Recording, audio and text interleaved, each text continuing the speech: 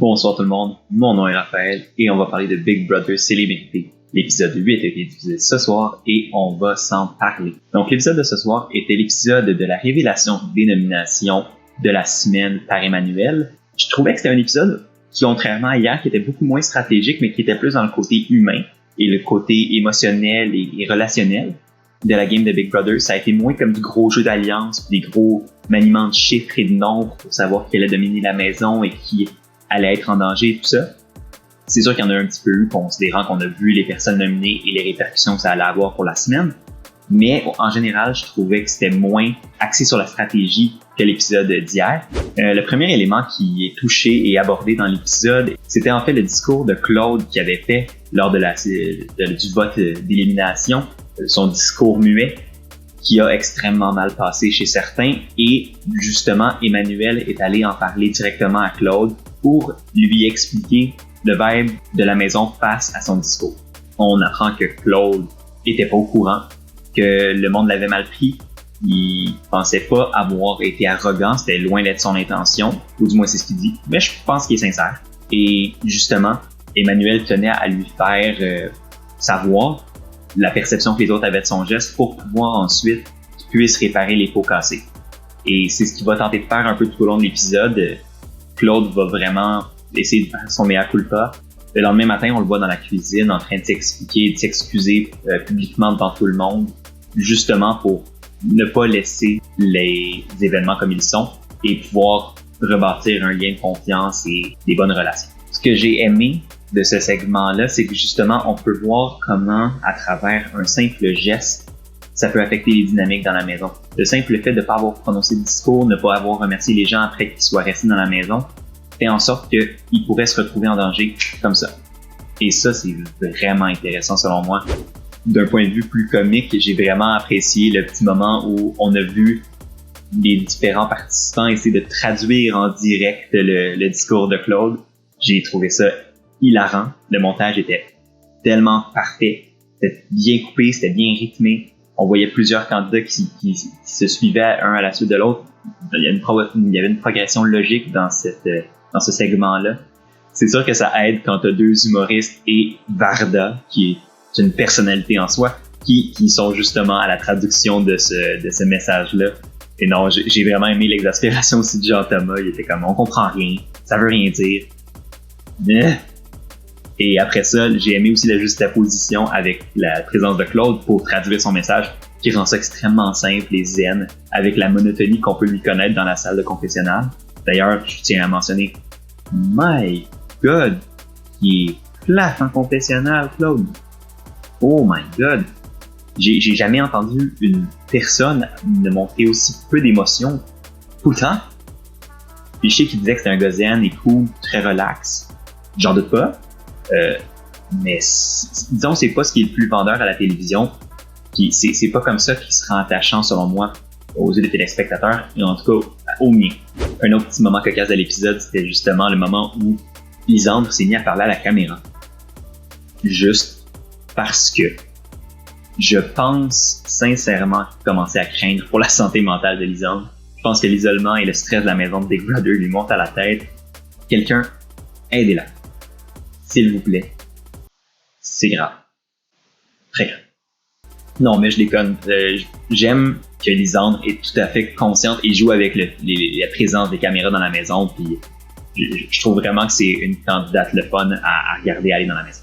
Dans une autre discussion avec Emmanuel et François, on apprend que l'entrepreneur essaye de s'attaquer potentiellement à Claude en mentionnant notamment à Emmanuel que Claude serait une cible facile cette semaine à nominer, justement à cause de la situation, du discours et l'espèce de malaise qui existe entre Claude et le reste de la maison présentement. Il mentionne que Claude serait une cible qui va tout le temps être nominée. Donc, pourquoi pas le faire maintenant, pendant son règne à Emmanuel, pour éviter qu'il y ait du sang sur les mains? C'est pas faux. Je comprends d'où François vient avec cette stratégie-là. Par contre, je pense vraiment pas que c'est la bonne. Au contraire, Claude est un allié d'Emmanuel. Ça sert à rien de ruiner la relation pour une nomination facile, quand anyway, on sait que la cible, c'est Laurence. Donc, ça ferait juste briser les ponts entre les deux. Et deuxièmement, Claude est beaucoup plus un danger pour les autres qu'Emmanuel. Donc Emmanuel pourrait servir de Claude comme bouclier. Si jamais un PD va dans une situation de pouvoir, leur cible première va pas être Emmanuel, elle va être la personne qui les a mis en tabarnouche, donc Claude. Fait que pour moi, c'est complètement illogique de mettre Claude en nomination. Mais on voit que Emmanuel pondère la question, pense que ça pourrait être une bonne stratégie, et c'est là-dessus qu'on procède à la cérémonie des nominations. Dans cette cérémonie-là, on voit un Emmanuel un peu émotif, boité avec son discours. On voit que ça lui fait pas plaisir de mettre des gens en danger. Je pense que c'est un bon gars qui c'est contre ses valeurs de nuire aux gens, mais c'est la réalité de Big Brother et il faut le faire. Et donc, les deux personnes nominées cette semaine pour une mise en danger sont Laurence et Kevin. Pour Laurence, je pense que c'était une surprise pour personne. Elle-même s'y attendait et je pense que les producteurs savaient tellement que c'était évident qu'ils ont montré la nomination de Laurence dans la miniature du vidéo sur Nouveau.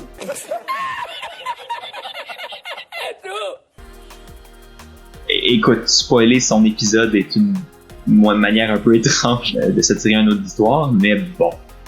Écoute, ça devait être une erreur humaine, ça arrive. J'ai quand même trouvé ça cocasse. Et la deuxième nomination est Kevin. Donc la stratégie évoquée que Kevin allait servir de pion pour s'assurer du départ de Laurence a été mise en place. Finalement, Claude et son histoire était une fausse piste que les producteurs ont mis dans notre chemin. Et ça, je trouve ça extrêmement pertinent d'un point de vue de narrativité. Si les nominations sont clairement évidentes et tout geste stratégique est télégraphié, il n'y a pas de fausse piste, il n'y a pas d'autres candidats potentiels, etc.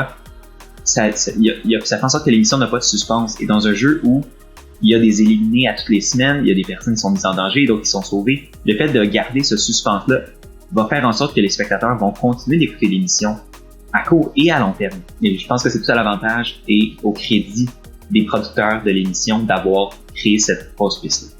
J'ai aimé d'ailleurs le fait que Kevin joue la surprise et peint un peu la frustration et la déception d'être nominé pour masquer leur alliance.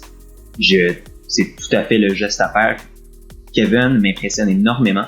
J'ai pas écouté Occupation Double, donc j'ai pas vraiment de contexte de jeu par rapport à comment il aborde ces compétitions-là normalement, mais il m'impressionne énormément.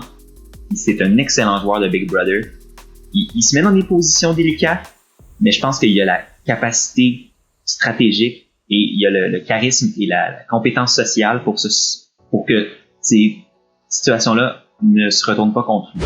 Je vais donner du crédit par contre à Laurence pour sa combativité. On voit beaucoup de gens normalement lorsqu'ils sont nominés juste être défaits, déconfits et pas vouloir se battre pour leur survie. Mais j'ai aimé voir le feu dans les yeux de Laurence. Je pense qu'elle est prête à se battre et c'est ce que j'aime dans Big Brother. Je veux voir des joueurs qui sont prêts à se battre, que leur survie est importante à leurs yeux et ça va faire en sorte que les enjeux vont être plus gros et donc que le produit télévisé va être meilleur. Donc c'est une victoire pour tout le monde dans la boucle.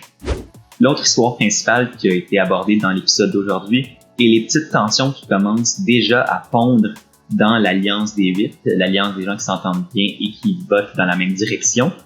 Merci Jean-Thomas. Donc cette alliance-là commence un peu à avoir des frictions à l'intérieur, notamment à cause d'un début de relation, d'un début d'affection entre Lisandre et Claude. Il y en a qui voient ça d'un mauvais œil, notamment François, qui me semble pas trop triste à l'idée de potentiellement voir Claude sortir de la maison. Notamment, on l'a vu quand il essayait de le pitcher avant la cérémonie des nominations en dessous du bus pour que ce soit lui qui soit mis en nomination face à Laurence et non Kevin. Mais aussi, tout son discours autour de Claude me semble peu sympathique et on dirait qu'il le voit vraiment comme un compétiteur et comme une nuisance possible. Et il veut s'en débarrasser, puis je pense que considérant que Claude s'entend bien avec le reste de l'Alliance, ça pourrait faire des tensions, ça pourrait péter de l'intérieur. C'est un petit peu ce que je craignais dans l'épisode d'hier quand je disais ils m'ont l'air solides, ils m'ont l'air d'être stratégiquement aptes, mais il n'y a rien qui les protège de bisber à l'intérieur. On voit aussi Camille devenir énormément émotive suite à la cérémonie des nominations parce qu'elle se sent extrêmement mal du fait que Laurence soit mise en danger et que Kevin le soit aussi. Elle mentionne s'entendre extrêmement bien avec les deux et trouve ça extrêmement difficile de se retrouver à choisir, au fond, lequel des deux elle veut sauver. son alliance, entre guillemets, les nombres lui dictent de sauver Kevin, la logique lui dicte de sauver Kevin, mais le cœur lui donne envie de sauver Laurence. Elle s'entend bien avec, c'est une bonne amie, elle respecte Laurence, et le fait de l'avoir parti si tôt de l'aventure lui fait extrêmement mal, et je la comprends, c'est extrêmement difficile, Big Brother. Tu fais des amitiés que tu dois défaire constamment, et c'est naviguer à travers ces difficultés-là qui font en sorte que Big Brother est un jeu extrêmement complexe. C'est que tes émotions vont combattre ta rationalité constamment. Le jeu stratégique va être probablement le plus difficile à jouer, mais c'est aussi celui qui va t'amener à la victoire. Et là, c'est de savoir qu'est-ce qui est le plus important pour toi au final. Et je pense qu'on voit justement Camille arriver au point où elle se rend compte de ce combat-là entre le bien et le mal, le stratégique, le cœur. Et j'adore voir ça.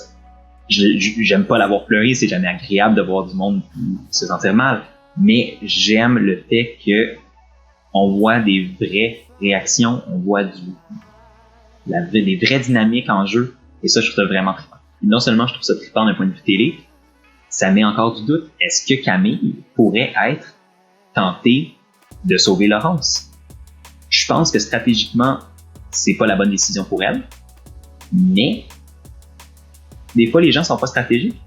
Elle-même trouvait que sa potentielle nomination par Emmanuel serait pas logique, mais pourtant, c'était le plan considéré. Donc pourquoi elle pourrait pas considérer émotivement de sauver Laurence parce qu'elle s'entend bien avec elle, plutôt que de sauver Kevin qui serait safe anyway. J'aime aussi le petit segment où on voit Richardson mentionner se chercher une alliance. On n'a pas encore vu beaucoup de contenu de Richardson cette saison. Je pense que justement le fait qu'il soit exclu des dynamiques d'alliance à date sont un facteur qui cause ça. J'ai aimé le petit montage awkward de lui qui fait juste se pointer dans des conversations où regarde des gens faire des choses sans jamais dire un mot, ou lui qui traîne dans la cuisine pour essayer de partir des conversations, mais ça semble pas marcher. Je trouve que Richardson est vraiment drôle dans sa maladresse, et son analyse du jeu est tout croche. Il pense que ça le met pas en danger, le fait de pas être dans les jeux d'alliance, mais au contraire, on entend notamment François dire que ça pourrait être le joueur parfait à mettre en danger et probablement à sortir de la maison si quelqu'un veut un règne de patron de la maison facile. Donc ça pourrait mettre Richardson dans de sales draps, mais ça peut changer. Une alliance pourrait vouloir se recruter un nombre, les Penney en auraient gravement besoin. Donc qui sait, peut-être qu'ils pourraient essayer de se ramener à Richardson pour augmenter leur nombre. C'est ce qui va conclure l'épisode d'aujourd'hui. Avant de passer à la fin, juste mentionner le fait qu'on a vu dans le preview de l'épisode de demain qu'une participante doit quitter l'aventure de manière imprévue. Ça semble être potentiellement Marie-Chantal. Et je trouve ça extrêmement dommage. J'espère que c'est pas elle. En fait, j'espère que c'est personne, mais ça a bien l'air que c'est le contraire. J'ai hâte de suivre ça, j'ai hâte de voir qu'est-ce qui se passe. J'espère que tout le monde va bien, j'espère que c'est pas grave. Je souhaite le meilleur si c'est elle et n'importe qui en fait. Et je suis très curieux de voir ce qui va se passer demain. C'est ce qui va mettre fin à la vidéo ce soir. J'espère que vous l'avez aimé. Moi, j'ai aimé ça la faire comme d'habitude. Si vous l'avez aimé, n'hésitez pas à liker, partager, commenter. Toutes ces belles choses sont extrêmement appréciées. Si vous voulez voir plus de contenu comme ça, vous pouvez vous abonner à ma chaîne et vous aurez accès à toutes mes vidéos quotidiennes du lundi au vendredi où on fait des recaps de Big Brother, comme le nom l'indique. Si jamais vous préférez la version audio, la vidéo de ce soir et toutes les autres vidéos précédentes et futures seront sur les plateformes de podcast, donc Spotify, SoundCloud, Anchor et Google Podcast. Donc si vous voulez un format audio, ils sont là. Donc c'est ce qui va me faire la vidéo de ce soir. Prenez soin de vous, restez chez vous. À la prochaine.